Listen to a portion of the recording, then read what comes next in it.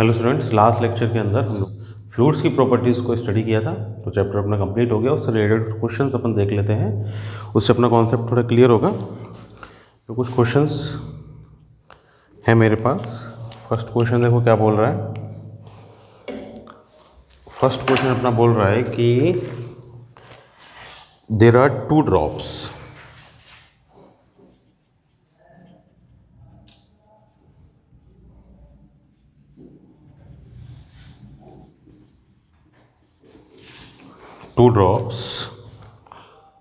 of same radius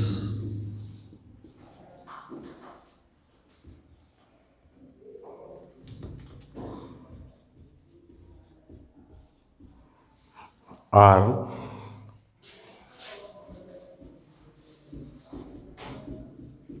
falling with velocity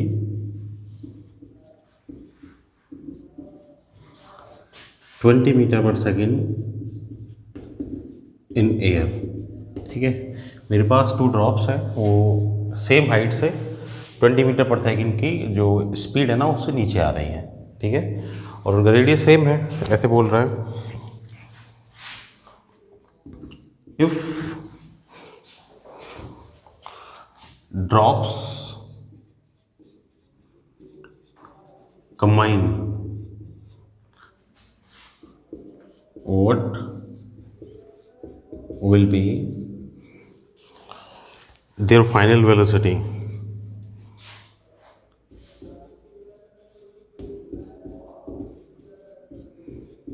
ऐसे मुझसे पूछ रहा है। ठीक है, क्वेश्चन क्या कह रहा है, देयर आर टू ड्रॉप्स, दोनों ड्रॉप हैं वो 20 मीटर पर सेकेंड की स्पीड से नीचे आ रही हैं। ठीक है, उनकी जो वेलोसिटी है v1 कितनी है, 20 मीटर पर सेकेंड। ठीक है, रास्ते में जाएंगी, कंबाइन हो गई। तो कंबाइन होने के बाद फिर वापस वो गिरने लग गई नीचे। ठीक है, तो मुझसे क्या पूछ रहा है, फाइनल वेलोसिटी पूछ रहा है। अब एयर के अंदर गिर रही है, वो एक मीडियम हो गया। अपना जो ड्रॉप है वो जिस भी लिक्विड की है वो भी उसकी कुछ ना कुछ डेंसिटी होगी।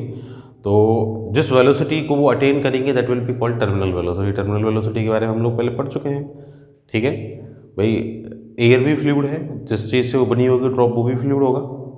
ठीक है, तो कोई ना कोई फाइनल रिजल्टेंट वेलोसिटी को एक्वायर करते हैं लास्ट में, जिसको अपन क्या बोलते हैं, टर्मिनल वेलोसिटी बोलते हैं। तो टर्मिनल वेलोसिटी मुझे गिवन है किसकी, टू ड्रॉप्स की, और पूछी किसकी है, कॉम्बिनेशन के बाद, कंबाइन होने के बाद जो बड़ी लार्ज ड्रॉप बनेगी उसकी टर्मिनल वेलोसिटी मेरे से पूछ रहा है।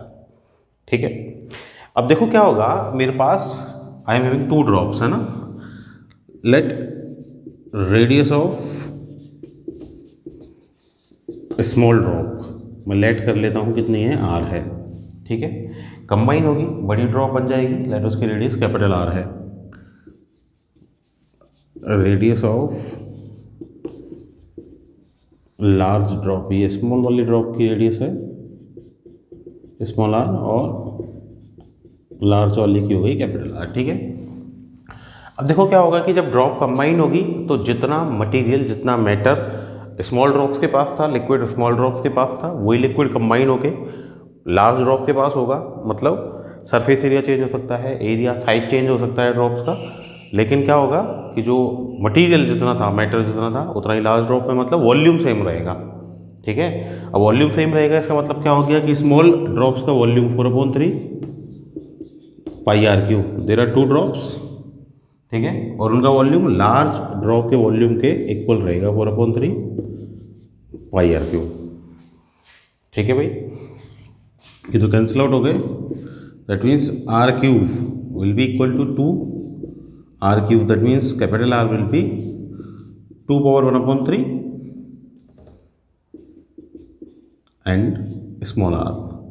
दैट मीन्स जो कैपिटल बड़ी वाली लार्ज ड्रॉप होगी, लार्ज ड्रॉप जो होगी उसकी जो रेडियस है वो स्मॉल ड्रॉप की रेडियस की कितने टाइम्स होगी, 2/1/3 टाइम्स होगी। ठीक है, अब मेरे पास टर्मिनल वेलोसिटी का फॉर्मूला था। क्या फॉर्मूला था टर्मिनल वेलोसिटी का, terminal velocity of small drop.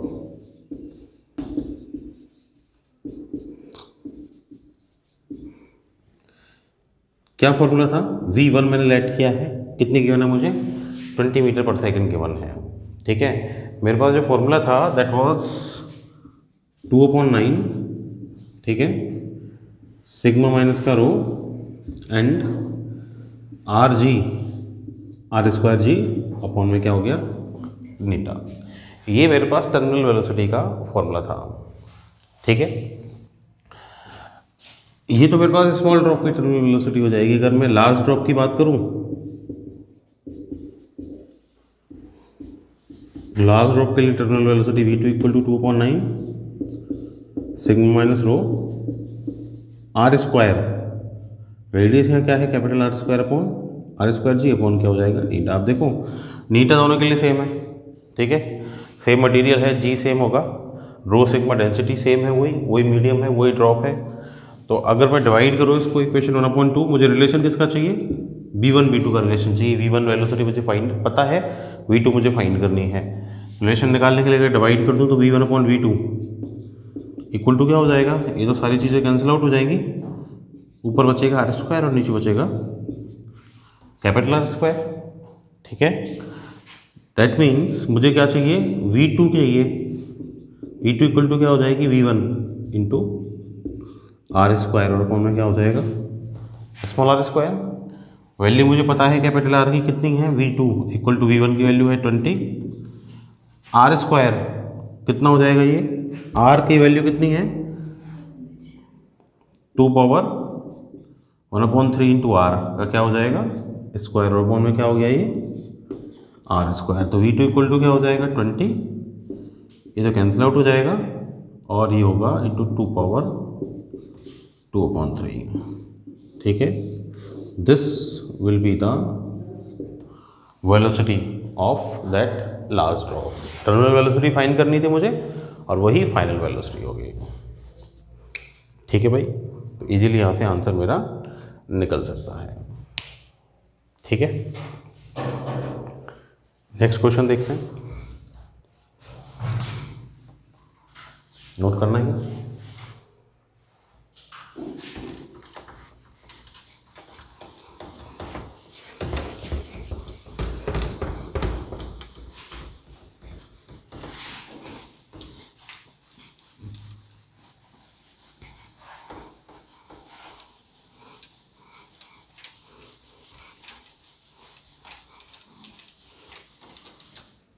देखिए नेक्स्ट क्वेश्चन क्या बोल रहा है मेरा,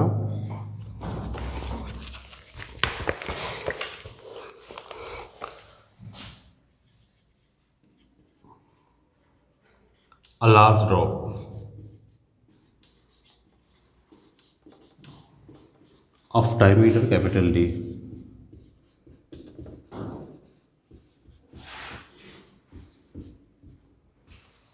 diameter capital D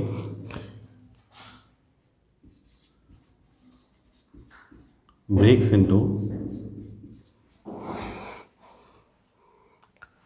27 small drops.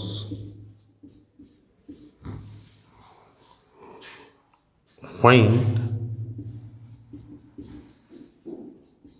the change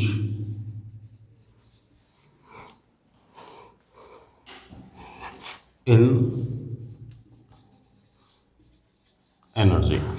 ठीक है, गिवन है मुझे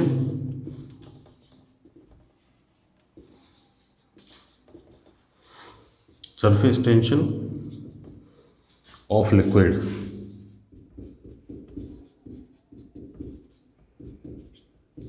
कैपिटल डी। ठीक है भाई, देखो क्या होगा कि मुझे क्या चाहिए, चेंज इन एनर्जी चाहिए। ठीक है, क्या था चेंज इन एनर्जी भाई, दोनों की एनर्जी कहाँ होगी, सरफेस एनर्जी। ठीक है, ड्रॉप्स के पास सरफेस टेंशन टी है, तो अपन पहले पढ़ चुके हैं चैप्टर के अंदर। ठीक है, कि भाई सरफेस एरिया चेंज होगा ना, 27 ड्रॉप्स बनी हैं किनसे, एक लार्ज ड्रॉप से। लार्ज ड्रॉप का सरफेस एरिया वो स्मॉल होगा, जब वो 27 ड्रॉप्स में ब्रेक हो जाएगा तो सरफेस एरिया ड्रॉप्स का क्या हो जाएगा, इंक्रीज हो जाएगा। मैंने ये एग्जांपल बताया भी था स्प्रेयर जब मैंने पढ़ाया था, है ना। तो स्प्रेयर में मैंने बताया था कि भाई स्प्रेयर से जब वाटर ड्रॉप्स निकलती हैं तो वो उनका टेम्परेचर डाउन हो जाता है। क्यों हो जाता है, क्योंकि वहाँ पे जो अमाउंट है वाटर का वो वहाँ पे सरफेस एरिया स्मॉल है। स्प्रेयर से अपन ने उसको ड्रॉप्स में ब्रेक कर दिया, ड्रॉप्स में ब्रेक करते ही अपना सरफेस एरिया इंक्रीज हो गया। सरफेस एरिया इंक्रीज होने से क्या हुआ, एनर्जी उसकी रिड्यूस हुई, इंटरनल एनर्जी, और उससे उसका टेम्परेचर क्या हो गया, रिड्यूस हो गया। ठीक है, तो वही यहाँ होगा, तो मुझे वही चेंज इन एनर्जी फाइंड करना है। अपन को पता है कि भाई वर्क डन जितना होगा ड्रॉप्स बनने में वही चेंज इन एनर्जी होगा, और वो वर्क डन अपन ने निकाला था W इक्वल टू क्या आया था, T into delta A, T into delta A find किया था अपन ने पहले। तो मुझे क्या फाइंड करना है, सरफेस एरिया में चेंज फाइंड करना है। ठीक है, अब सरफेस एरिया 4πr², स्फेरिकल होगी ड्रॉप तो। ठीक है, तो मुझे रेडियस का रिलेशन चाहिए दोनों के लिए। तो देखो क्या होगा कि भाई लार्ज ड्रॉप है, उससे 27 स्मॉल ड्रॉप्स बन गई, तो एक चीज़ तो कॉमन रहेगी, that is the volume of liquid, है ना। दैट मीन्स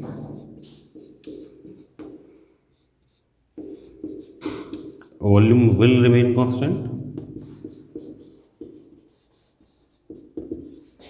वॉल्यूम अगर कांस्टेंट रहेगा तो लार्ज ड्रॉप का वॉल्यूम 4.3 एंड पाई उसका मेरे को डायमीटर कैपिटल डी गिवन है, तो D/2 का क्या हो जाएगा, Q। ठीक है, ठीक है भाई। उसके बाद 27 का 27 इंटू 4.3 एंड पाई, उसका मैं रेडियस R लेट कर लेता हूँ। R क्यू स्मॉल ड्रॉप्स का मुझे नहीं पता कितना है, ठीक है, मुझे तो कैपिटल का पता है। कितना हो जाएगा ये, that is 27 R cube equal to क्या हो जाएगा, DQ/8 हो जाएगा। ठीक है, तो R 27 3R इक्वल टू क्या हो जाएगा, D/2 हो जाएगा। ठीक है भाई, तो R इक्वल टू क्या हो जाएगा, D/6। दैट मीन्स जो स्मॉल ड्रॉप है ना, उस स्मॉल ड्रॉप की जो रेडियस होगी वो क्या होगी, D/6 होगी। ठीक है, अब सरफेस एरिया अगर मैं फाइंड करूं, surface area of large drop क्या हो जाएगा, 4πr², यही तो होता है ना। तो 4 इंटू पाई, R रेडियस तो वही कैपिटल D/2, उसका हाफ का स्क्वायर। ठीक है, और सरफेस एरिया स्मॉल ड्रॉप्स का क्या होगा,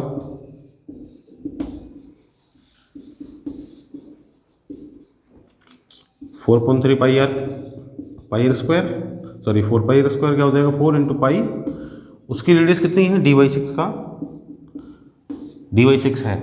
ठीक है, रेडियस कितनी है उसकी, D/6 का क्या हो जाएगा, स्क्वायर। इक्वेशन क्या हो गई, सेकंड। तो चेंज इन एरिया निकाल दो, ये A1 हो गया, ये अपना A2 हो गया। ठीक है, ये R1 था, ये R2 था।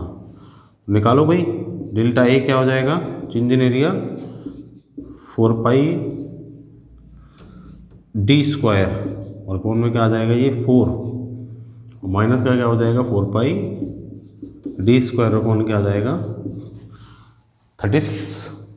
ठीक है, तो डेल्टा A इक्वल टू क्या आ गया, 4πd² तो कॉमन है, 1/4 माइनस का 1/36, so delta A equal to क्या आ गया, 4πd²। कितना हो जाएगा ये 36, अपना LCM आ जाएगा 9 माइनस का 1, तो ये हो जाएगा delta A equal to 4πd², और ये आ जाएगा 8/36। ठीक है, this will be the change in area, और ये चेंज इन एरिया अगर हो जाएगा सो वर्क डन के इक्वल अपनी क्या हो जाएगी, change in energy. So change in energy क्या आ जाएगी, W equal to T into delta A। ठीक है, डेल्टा A की वैल्यू अपन डायरेक्ट पुट कर सकते हैं, T मुझे गिवन ही है, तो डेरिवेटिव फॉर्म में मेरे पास आंसर आ जाएगा। ठीक है भाई, तो this will be the change in total energy of that liquid. ठीक है, अगर उसको अपन लार्ज ड्रॉप से और स्मॉल ड्रॉप्स में ब्रेक कर देते हैं। ठीक है, आगे बात समझ में। नेक्स्ट क्वेश्चन देखते हैं।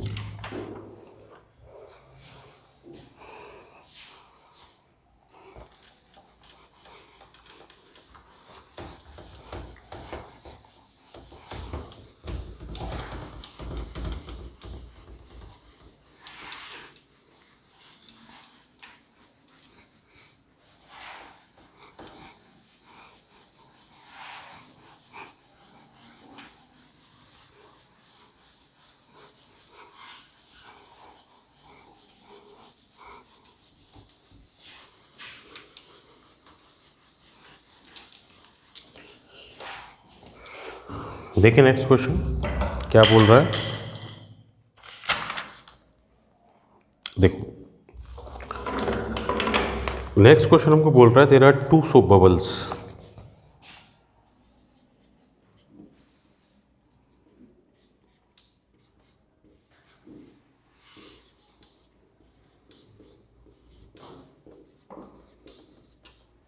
Two soap bubbles having radius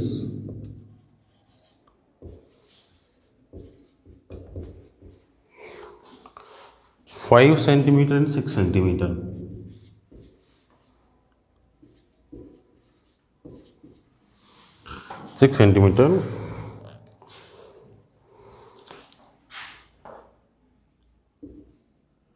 When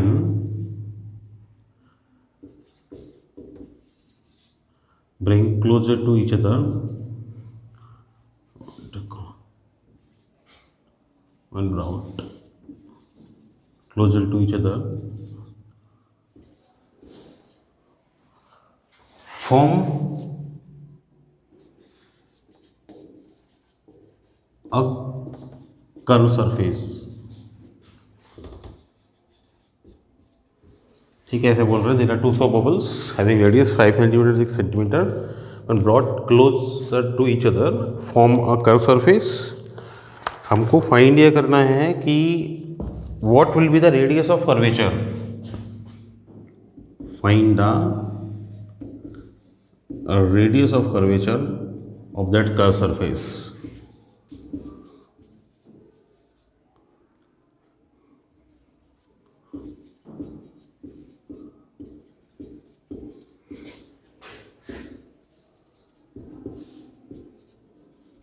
of that curved surface। भाई मेरे पास देयर आर 2 सोप बबल्स ऐसे बोल रहा है क्वेश्चन में ना। दोनों सोप बबल को पास पास लेके आए, पास पास लेके आए तो क्या होगा कि भाई ये 2 सोप बबल हैं, पास पास लेके आएंगे तो क्या होगा कि ये ऐसे कर्व सरफेस बन जाएगी। ठीक है, तो जो कर्व सरफेस बनी है ना, उस कर्व सरफेस का मुझे क्या फाइंड करना है, रेडियस ऑफ कर्वेचर फाइंड करना है, मतलब उस कर्व का रेडियस फाइंड करना है, ये मेरे से पूछ रहा है। ठीक है, अब देखो क्या होगा कि जब ये सोप बबल कंबाइन हो गए, ठीक है, तो सोप बबल कंबाइन होने पे हमको पता है कि सोप बबल के अंदर जो एक्सेस प्रेशर होता है वो कितना होता है, 40/R होता है। ठीक है, अब देखो मैं ये ऐड कर लेता हूँ कि जो दोनों ड्रॉप्स है ना, गिवन तो नहीं है मुझे कि सेम है रेडियस, दोनों की रेडियस डिफरेंट डिफरेंट है। Late radius of first bubble, तो मैंने मान ली R1 है और रेडियस ऑफ सेकेंड बबल है R2। ठीक है, अब अगर रेडियस सेम है तो अपन को पता है कि भाई एक्सेस प्रेशर भी कैसा होगा, डिफरेंट डिफरेंट होगा, क्योंकि एक्सेस प्रेशर का जो फॉर्मूला था मेरा वो क्या था, 40/R, वो रेडियस पे डिपेंड करता था। ठीक है, अब एक्सेस प्रेशर का जितना डिफरेंस होगा, ठीक है, उतना ही प्रेशर अपनी कर्व सरफेस पे लगेगा जहाँ कंबाइन होंगी। भाई दोनों क्या हो रहा है, ये जब ड्रॉप्स कंबाइन हो रही हैं तो इनके एक्सेस प्रेशर में जो डिफरेंस होगा, ठीक है, वो जब सरफेस अपनी कर्व हो जाएगी तो उतना ही प्रेशर किस पे होगा, भाई इधर से ये इसका एक्सेस प्रेशर, इधर से इसका एक्सेस प्रेशर, तो यहाँ जो प्रेशर होगा कर्व सरफेस पे वो इनके एक्सेस प्रेशर्स के डिफरेंस के इक्वल होगा। दैट मीन्स अगर मैं कर्व सरफेस का एक्सेस प्रेशर मानूँ 40/R फॉर्मूला है, ठीक है, 40/R लेट करूँ तो डिफरेंस क्या हो जाएगा, 40/R1 फर्स्ट वाले बबल का सर एक्सेस प्रेशर और माइनस का 40/R2 सेकेंड वाले बबल का एक्सेस प्रेशर। ठीक है, दोनों का एक्सेस प्रेशर के डिफरेंस के इक्वल होगा वहाँ प्रेशर। तो मेरे को तो R फाइंड करना है सिंपली, R1 R2 मेरे को पता है, सॉल्व कर सकता हूँ उसको। That means 1/R equal to 1/R1 minus का 1/R2। सिंपली इससे मेरे पास R आ सकती है। That means 1/R equal to LCM ले लो, R1 R2 minus R1, solve कर लो इसको। R इक्वल टू क्या हो जाएगा, R1 R2 माइनस R1, तो R इक्वल टू क्या आ गया, 5 और 6 है, 5/6, 6 माइनस 5, R इक्वल टू क्या हो जाएगा 30 centimetre. This will be the radius of curvature of that curve surface. तो वहाँ पे जो कर्व सरफेस बनी है उसका रेडियस ऑफ कर्वेचर 30 सेंटीमीटर हो जाएगा। बात आ गई समझ में? कैसे किया है? ये दोनों सोप बबल हैं, है ना।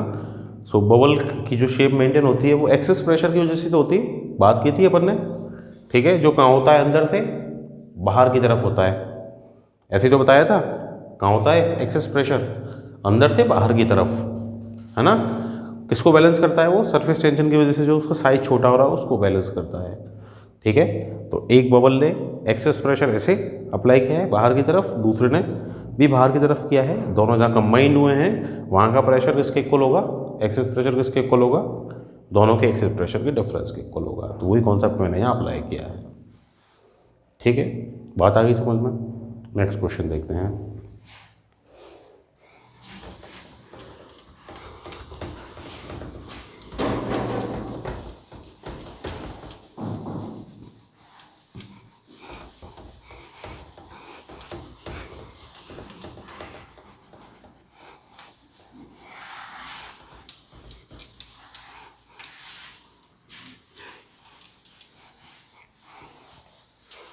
देखो क्या बोल रहा है next question.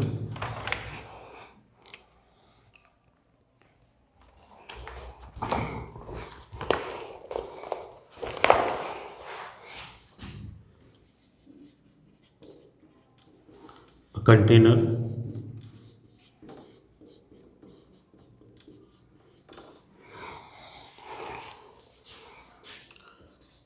having hole of diameter 0.2 mm at its bottom, ठीक है। To what height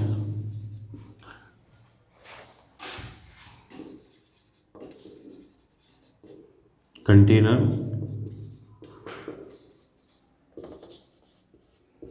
should be filled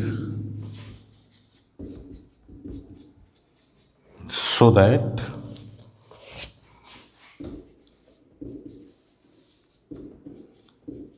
water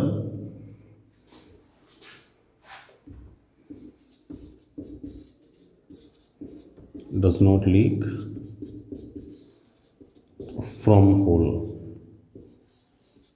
ठीक है। ऐसे बोल रहा है मुझे, एक कंटेनर है उसके बॉटम पे मैंने होल किया है 0.2 mm का, ठीक है। तो मुझसे पूछ रहा है कि कंटेनर को किस हाइट तक मैं फिल करूं कि उस होल में से पानी निकलना नहीं चाहिए, लीक नहीं करना चाहिए, ठीक है। आगे दे रखा है कि भाई सरफेस टेंशन जो है, जो लिक्विड अपन फिल कर रहे हैं, surface tension of liquid T मुझे गिवन है 75 × 10⁻³ न्यूटन पर मीटर, ठीक है। और डेंसिटी ऑफ लिक्विड जो उसके अंदर फिल्ड है वो है 10⁻³ kg/m³, ठीक है। और जी की वैल्यू दे रखी है वो तो हमको पता ही है, ठीक है। अब देखो क्या होगा कि वाटर ड्रॉप है, ठीक है, सॉरी अपना होल है, बॉटम के अंदर है। अब कंटेनर के अंदर क्या होगा कि भाई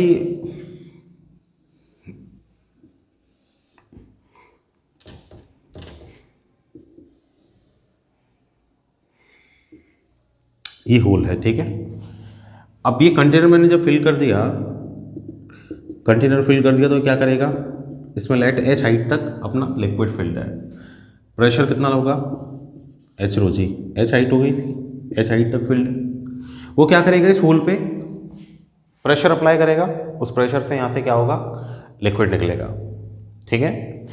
अब क्या होगा कि जब ये प्रेशर अप्लाई करेगा तो उस प्रेशर को यहाँ कोई ड्रॉप बनेगी, वो उसको क्या करेगी, उस पर उसके अंदर एक्सेस प्रेशर है, ठीक है। एक्सेस प्रेशर है तो वो क्या करेगी, इस पर वापस फोर्स अप्लाई करेगी, ठीक है। वो वापस फोर्स अप्लाई करेगी तो जब तक इसका एक्सेस प्रेशर इस वाटर के अप्लाइड प्रेशर से ग्रेटर रहेगा तब तक ये वाटर इस होल में से नहीं निकलेगा। और जैसे ही इसका प्रेशर इस यहाँ जो ड्रॉप बनी है उसके एक्सेस प्रेशर से ग्रेटर होगा, तुरंत क्या होगा, इसके प्रेशर की वजह से ये होल क्या हो जाएगा, ओपन हो जाएगा, और होल के ओपन होते ही यहाँ से वाटर निकल जाएगा। बताइए ना समझ में क्या बोल रहा हूँ मैं? भाई पानी क्यों निकलेगा, वाटर क्यों निकलेगा? ये वाटर यहाँ का प्रेशर अप्लाई करेगा ना, प्रेशर अप्लाई करेगा, ये होल है, यहाँ स्मॉल ड्रॉप बनेगी, वाटर ड्रॉप है, उसके अंदर क्या होता है, एक्सेस प्रेशर, ठीक है। वो बाहर की तरफ प्रेशर लगेगा, ये इस पर प्रेशर अप्लाई करेगा, ये वापस इस पर प्रेशर अप्लाई करेगी, तो कब तक वाटर या लिक्विड जो भी फिल्ड है वो यहाँ से नहीं निकलेगा, तब तक नहीं निकलेगा जब तक कि इस वाटर ड्रॉप का प्रेशर, एक्सेस प्रेशर इसके लिक्विड के प्रेशर से ग्रेटर है, ठीक है। जैसे ही कैंसिल आउट हुआ, इक्वल हुआ, तुरंत यहाँ से उसके बाद ग्रेटर होगा, तुरंत यहाँ से क्या होगा, जो अपना लिक्विड है वो निकलना स्टार्ट हो जाएगा, लीक होना स्टार्ट हो जाएगा। दैट मीन्स जो लिक्विड का प्रेशर है, लिक्विड प्रेशर जो भी इसके अंदर है, that must be greater than equal to excess pressure of drop. ऐसा है क्या भाई? ये पूछ रहा है लीक नहीं होना चाहिए, ठीक है, तो लीक नहीं होना चाहिए, सॉरी ग्रेटर स्मॉलर, ठीक है। तो लीक नहीं होना चाहिए मतलब लिक्विड का प्रेशर क्या होना चाहिए, स्मॉलर होना चाहिए, ठीक है।